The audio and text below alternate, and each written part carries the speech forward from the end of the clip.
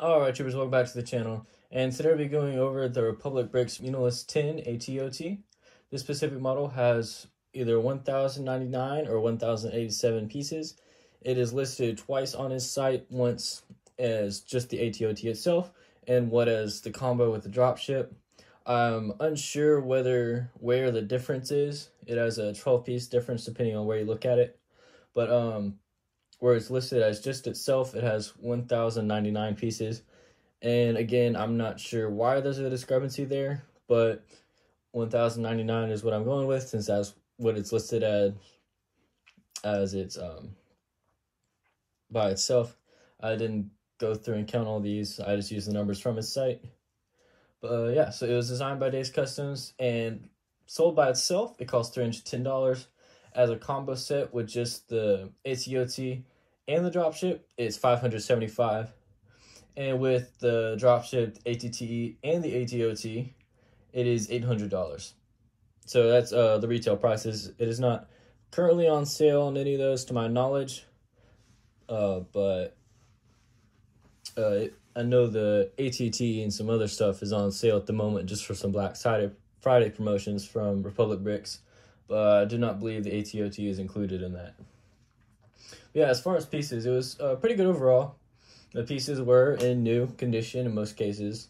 The windshields, which are pretty hard to come by new, and if they are, they're really expensive. So I'd assume they were used pieces just because of their rarity. But they're all in very good condition. Like, I didn't see any scratches or anything on them. And those are usually one of the bigger pieces you have to worry about. But I didn't see any scratches or anything on there. But so it's just pretty good all around as far as the quality of them. Now, there were some pieces in there that were changed out for presumably pricing concerns. There's a 2x2 round plates in there that are used in some of the feet and some other parts of the build that were a different color than they were in the instructions. And one interesting thing was in the feet particularly, it had 7 in one and the additional one in another color. So the all 8 legs and feet are identical, except for one of them has a different 2x2 round plate in there somewhere. But that's about it there. As far as the design goes, it's pretty good. I mean, it's ultimately just a base with 8 legs and place to seat troops in a cockpit area. But I mean, it's nothing too fancy. It just gets the job done, which it does pretty good of, in my opinion. But the only thing that I have a problem with is the legs. They don't move. If you take off this panel right here, you see right back here, it's pinned in with these 3 to where it doesn't rotate at all. Now, you could remove some of these axles right here, but it would potentially compromise the stability of the model. I don't think it would do too much personally, but it's just something that I saw and was kind of a little upset about. I would have liked it to have been able to move, obviously, but it doesn't, and that's just what it is. As far as an interior space, the only thing we could really do that could consider an interior would be this cockpit area right here. And to access that, you pull this back, and then you just fold this forward. And if you want, you can fold these outer windows out, just to access that pilot seat right there. And then you have the standard control panel, stuff like that. Now, the other thing I guess you could consider an interior, because it has seating area, would be the rear troop carrying area. And as you can see, it has 15 seats for the troopers, all in kind of a greenish and white format. Nothing too fancy on it, and it is built out to pieces. It's not chair pieces, it's built out of pieces. And that's something I've seen them do in a lot of different things, that there is a piece for it, but instead of using that piece, they build it instead, which, I don't know, might be a price thing, might be something else, but that is something I've seen a couple times throughout. I just kind of thought it was interesting. But yeah, and as far as plate features, It has a couple pretty good ones. On the back side of the model, it has the ramp, as did the official Lego one, if I remember correctly. And it goes all the way down, touches the ground. Now, it's pretty steep, so I would not want to have to walk up that, because it'd really be a climb up that, of which it would be a pretty hard climb, because that would be presumably a flat surface in universe. But it is there nonetheless, and you can see these turrets on the back and on the front, and these are move up and down, but they can't move side to side. Whereas these in the back are on balls, and they can anyhow you want them. And something else it has is just it has the ability to connect to a dropship to be able to drop it off into battle, and I'll show that. I'll show you how to. You have to convert this front part. You have to move this back into a little area right there, and then this headpiece you have to tilt backwards just to let it fit. And I'll go ahead and get the dropship real quick and put it on. And you can see it does fit over it pretty nicely, and you do have to use your fingers on to hold it to be able to connect it, same way you do with the ATT. And I'll go ahead and get some light in here real quick. Be right back. Alright, so it'd probably be better just showing it from the rear. So you just lift this piece right here up and hold it until it attaches to it there, and then this should slide forward there like that, and then you can pick it up. So it's pretty cool, and you can see why you have to move that forward on the front, because if you didn't, it would just hit this front cockpit piece and not really work very well. And right now you can see, I'll go ahead and zoom out a little bit. I'm not holding it at all, so it is currently resting on the ATOT. So that's pretty cool. Something you're able to do with the ATT and as well here with the ATOT. That's pretty cool. And then, yeah, so I'll go ahead and show this as well. But to detach it, you just pull this gray piece and you pull it back. If I get my hand in there. And you pull it back, and then you just lift it off, and then you're detached. Yeah, that's pretty cool.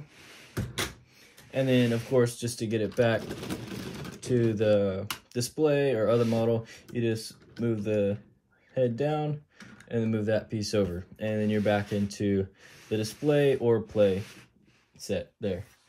So that's pretty cool. Yeah, the instructions on this were pretty good. As usual, Dave did pretty good with outlining what needs to be done, where stuff needs to go. There weren't too many, if any at all, places in the build where the model covered up anything, as have been seen in the past. The only thing I would say that I would like to see improved on it is, as the build is done, it has these tiled off studs, or this one specific, facing forwards on this side, but on this side it has it facing towards the rear. So I mean, yeah, that's something I'm gonna flip at the end here, but that is something that, as the model showed, that's how it was done. So I just wanted to leave it like that to show here. But yeah, it would have been nice to see it done differently there, but I mean, it's pretty good overall. As far as accuracy to the in-universe design, there was really just some reference material from Revenge of the Sith that I was able to find, as well as a few other designs that were, for all intents and purposes, basically concept from fans and stuff like that. And the biggest difference I saw with the Lego model versus the universe design was right here on the neck piece. It had like a climate controlled area, much like the ATT neck piece that had in the middle of the ship. And you kind of, something else I'd seen was, no, it's all relative to your opinion on how armored it is here, but the in-universe design, the armor around it was a lot thicker. So and it was covered more things and stuff like that. So as far as most general shaping and stuff like that, they did pretty good with it. It was just thinner than it would have been in universe if this were converted. But that's about it, honestly. All right, and the big question for that I like to cover is it Minifig Scale? So as most of you probably seen and know, I use a 1:40 ratio as Minifig Scale, and which is the most used scale that I've been able to find online. And so that's what I use here. And the answer to that is yes. It is the in-universe size for this model is roughly 46.03 feet. And if you do calculations, you find that the minifig scale is roughly 13.81 inches. And the approximate length of this vehicle is about 13.8 inches. So not exactly on the dot, but it comes within a 1/10 of an inch, or 100th of an inch, I'm sorry. And when I say approximately, I mean, when I do my calculations, I round out to the 100th decimal place. So that's all I'm talking about there. But yeah, it's going to wrap it up for this. So, I mean, my favorite thing about this model is that it is in that minifig scale. That's just something that is pretty cool. I like to see and build as much as I can, and where it's reasonable. Obviously, we can't have a minifig scale miniature because that would be pretty big. I've done calculations on it before. I don't remember exactly how big it is, but it'd be pretty big. Whereas something like this is much better to have a minifig scale. But yeah. And then my least favorite part about it is that ramp on the back. Now I know it's exactly what Lego is, stuff like that, but I just don't like how steep it is personally. And they couldn't really do much to it here, but this area just kind of looks messy to me. But I understand why it's like that. Like these pieces right here, this, when it folds up, it folds into that piece right there, so you can't really put a towel on it because then it'll block that from folding all the way. Same thing with these studs straight back behind those Technic rods, not rods, but beams. But yeah, so I mean, that's just the one thing I would have liked to see a little different on it as far as both angling and finishing up. But yeah, other than that, it's very good. And I must admit, I was not originally interested at all in the ATOT just because it didn't really have too much of a practical use, aside from the one place we see it in universe on Felucia in like a low canopy jungle setting, to where it could be used to prevent